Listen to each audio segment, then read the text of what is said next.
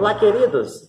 A paz de Cristo a todos vocês. Que bom que nós estamos aqui para mais uma pré-aula da nossa Escola Bíblica Dominical. Que bom que Cristo, o nosso Senhor Jesus, nos deu mais esta oportunidade para estarmos aqui passando para você, querido aluno, professor, superintendente, todos aqueles que amam estudar a Palavra de Deus, comentários, subsídios e informações das nossas escolas bíblicas. Você que não conhece, que nunca frequentou uma escola bíblica dominical, acontece de 8 às 10 horas da manhã, todos os domingos, nas Assembleias de Deus de todo o Brasil. Você que não me conhece, eu sou o professor Márcio. Nós publicamos aqui uma série de estudos bíblicos da classe de adultos e também da classe de juvenis.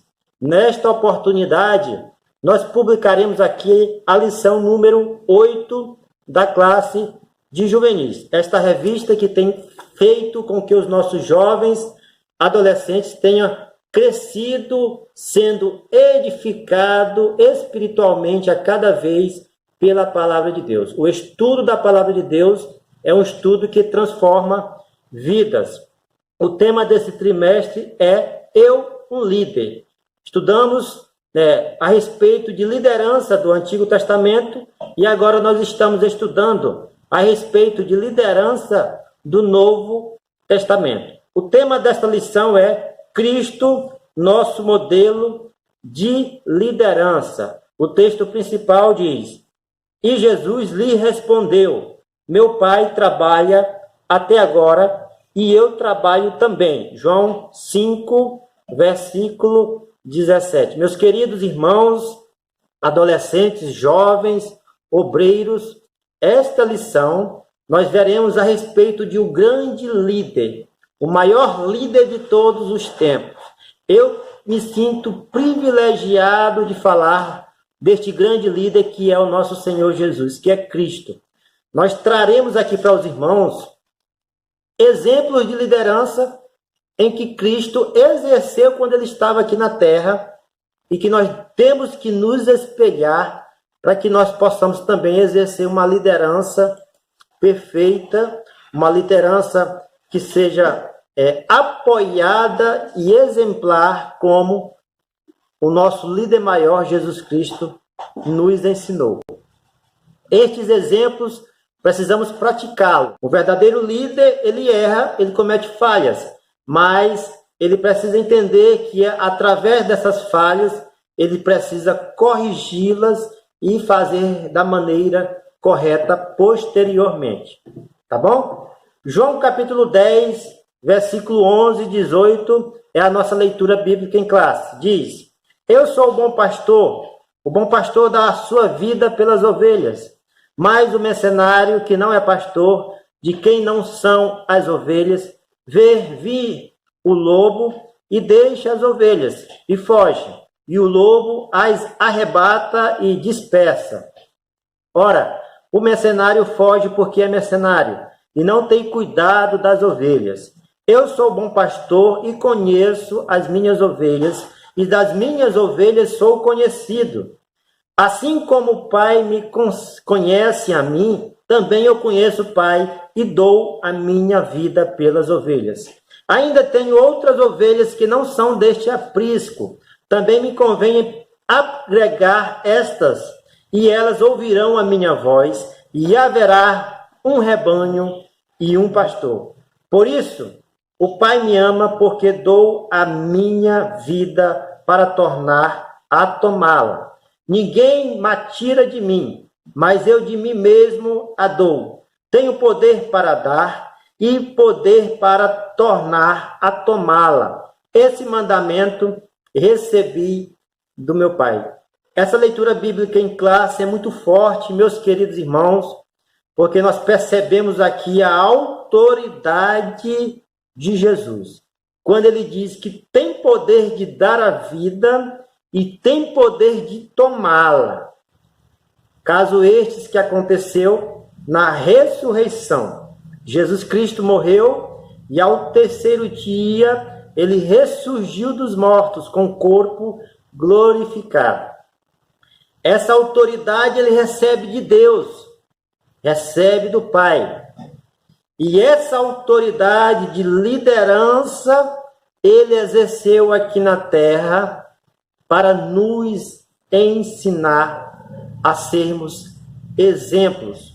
Todo líder precisa ter, em primeiro lugar, autoridade. Nós já entraremos aqui nos tópicos da nossa lição, mas mediante essa leitura bíblica em classe, esses são comentários complementares para que os irmãos possam, então, aplicar também aí na sua sala de aula. Autoridade de líder. Não uma autoridade que comande, que mande, que seja alguém que queira mandar e as pessoas obedecer. Não.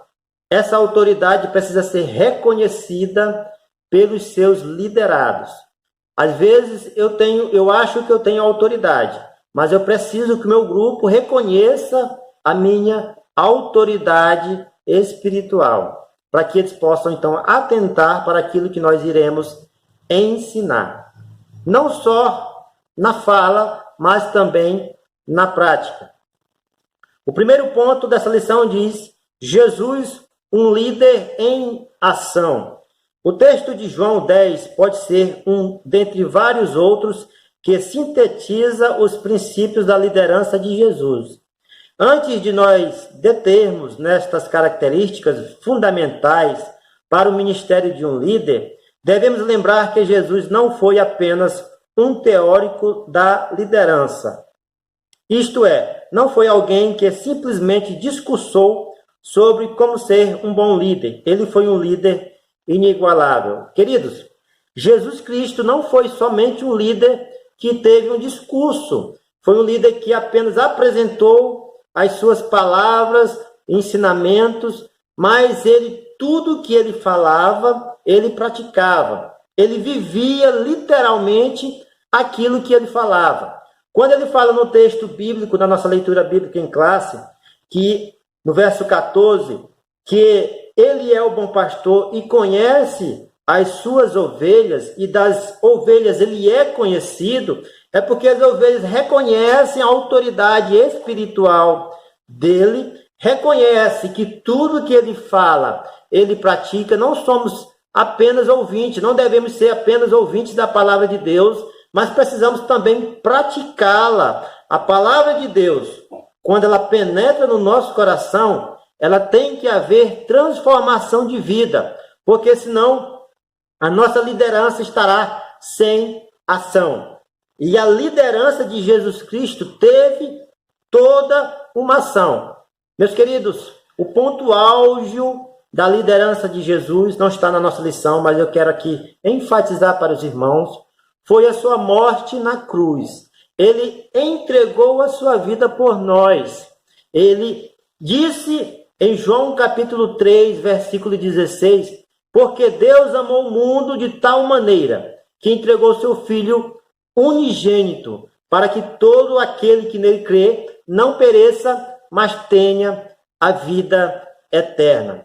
Ele entregou a sua própria vida. Ele, como Deus, não usurpou o ser Deus, veio em carne, humilhou-se como forma de carne aqui para nós, sofreu todas as tribulações, os sofrimentos terrestres.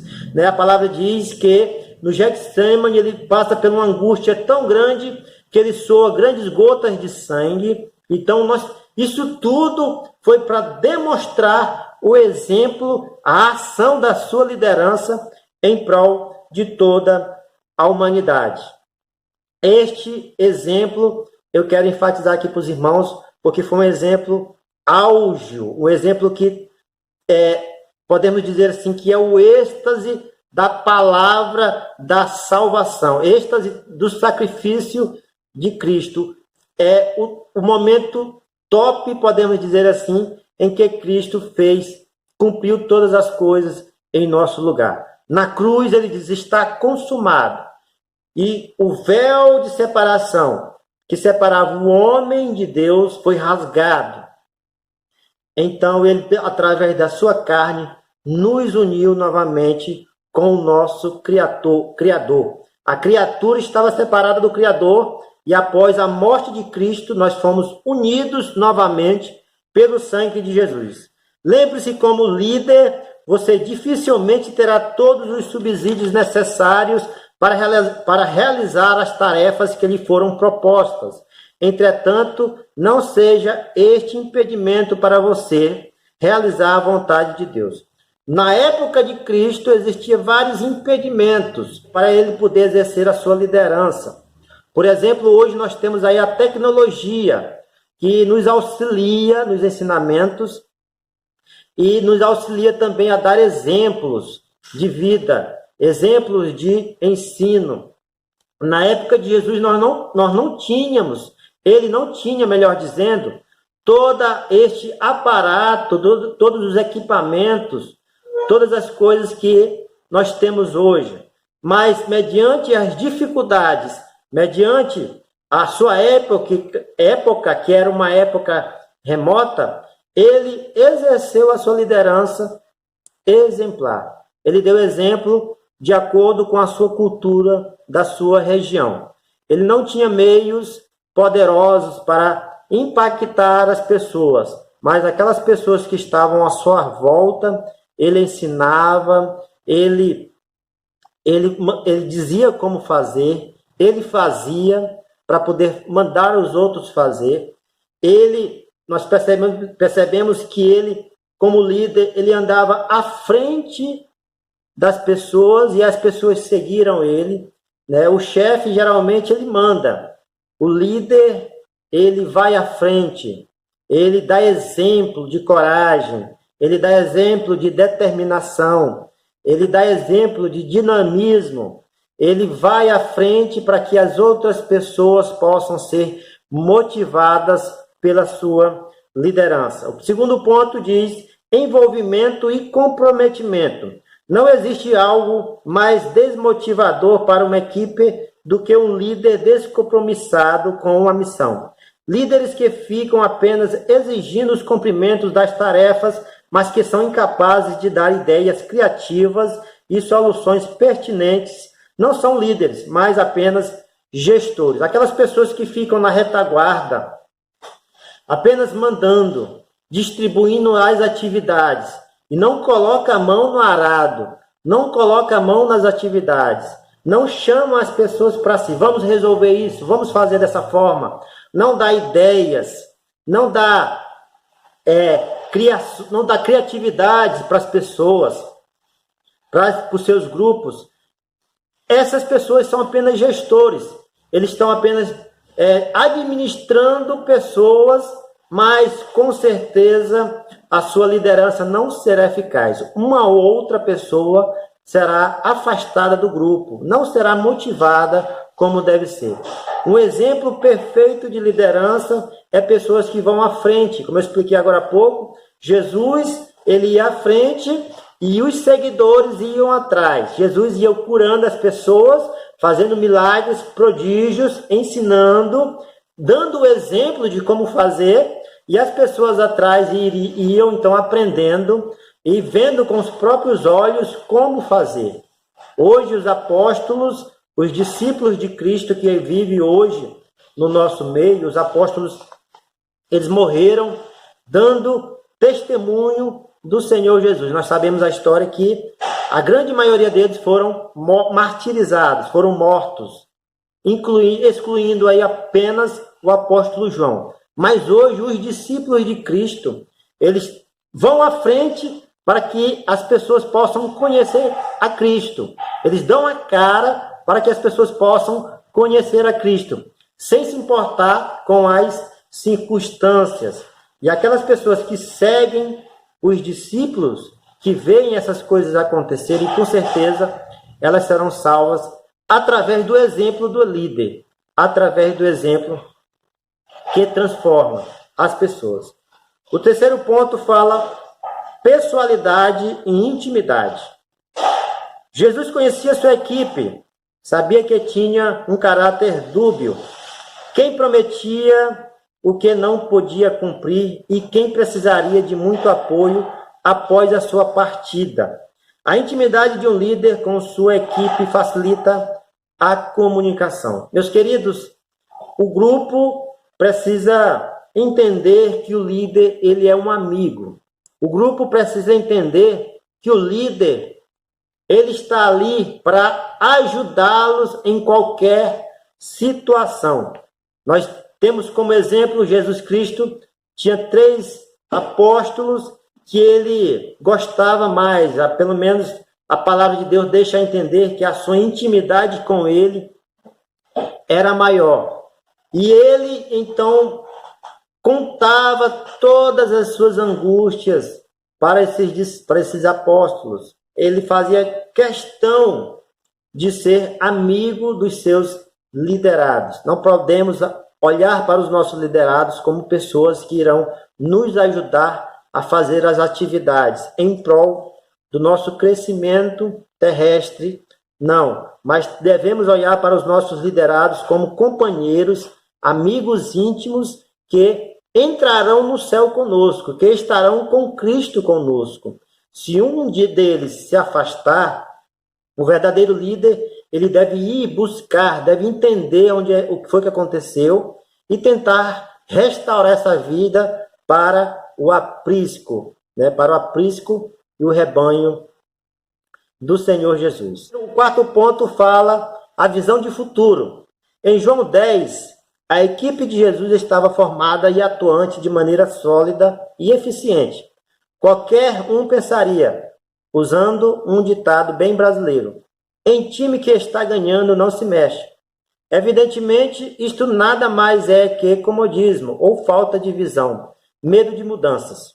Esse ditado popular que nós vemos aí, em time que se está ganhando não se mexe, não é verdadeiro.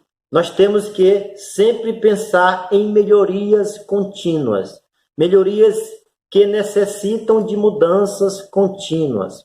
Jesus, ele primeiramente chama 12 apóstolos, depois ele comissiona mais 70. Ele vai distribuindo as atividades, ele vai distribuindo os compromissos, ele vai fazendo com que o povo entenda a sua visão para o futuro. Hoje, graças a Deus, o cristianismo, as pessoas que seguem a Cristo, é a religião que tem mais seguidores, porque se multiplicaram os discípulos de Jesus aqui na terra. E hoje nós somos gratos a Deus porque Jesus Cristo teve essa visão de futuro. Ide, pregai o evangelho a toda a criatura. Era necessário expandir para poder atrair. Era necessário crescer para poder ganhar mais vidas para o Senhor. Jesus assegurou a seus amigos que a equipe de trabalho cresceria. O futuro de nossas igrejas passa por você, adolescente e jovem. Por isso, sinta-se parte desta grande obra. Não importa se você é adolescente, é jovem, é obreiro. Não importa se você nunca deu uma palavra para a igreja, nunca pregou na igreja, nunca cantou na igreja. Não importa se você é um novo convertido. Não. Você é importantíssimo na obra do Senhor. Deus conta com você para que a pregação do evangelho cresça na sociedade. Deus conta com você para que o evangelho do Senhor possa alavancar mais ainda, possa alcançar mais vidas. Essa obra é especial e Deus conta com cada um de vocês. Tendo esses 4 pontos, melhor dizendo, esses 5 pontos que Jesus Cristo nos ensinou, ele foi um homem que teve envolvimento e comprometimento, ele foi um homem que teve pessoalidade e intimidade com os seus liderados, e ele teve uma visão de futuro. Glórias a Deus por isso. Graças a Deus que o evangelho vem sendo alcançado por mais e mais pessoas, porque a nossa esperança é estar com o Senhor, nossa esperança é estar com Cristo, e essa esperança, ela não morre, porque a palavra de Deus nos diz que quando Jesus Cristo vier buscar a sua igreja, nós estaremos para sempre com o Senhor na glória, por toda a eternidade. Esta vida aqui, ela é passageira, mas a eternidade é para sempre e cheio de alegria, de regozijo, de felicidade, ao lado do nosso Mestre amado, aquele que pode todas as coisas. Tá bom? Fiquem todos na paz, fiquem com essa palavra, seja um líder que tenha esses exemplos do nosso Senhor Jesus. E até a próxima aula, a aula número 9, se Cristo, o nosso Senhor Jesus, nos permitir.